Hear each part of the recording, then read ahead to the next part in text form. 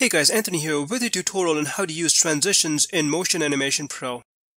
In a previous video, I showcased some of the transitions you get in Motion Animation Pro, and in this video, I'll show you how to use them. In Motion Animation Pro, you get over 1,000 motion animations and over 500 motion transitions, and you can use these in your personal and commercial projects. You get these transitions in transparent MOV and MP4 file formats.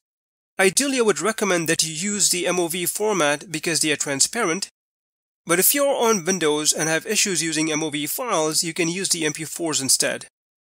And that's what I'm going to be doing in this demo. Also, I'm going to use a basic video editor called Windows Movie Maker in this tutorial, but you can use other video editors like Camtasia, Movavi, and others. So I've got Windows Movie Maker open here. I'll start by clicking the Add Videos button.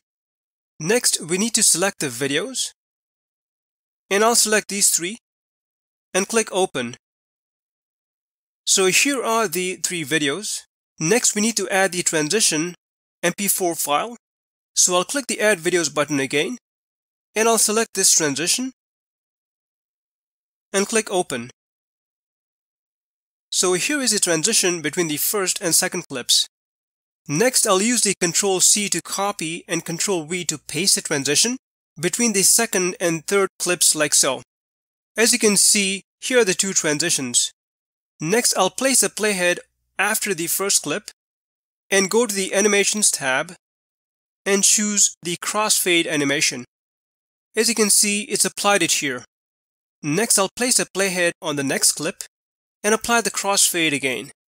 I will then repeat the same process for the next two clips as well. As you can see, I've applied the crossfade to all these clips here. You can change the duration of the animation if you wish. Finally, you can then go to the File menu and choose Save Movie to render the MP4. Give it a file name and click Save. And here's how the video came out.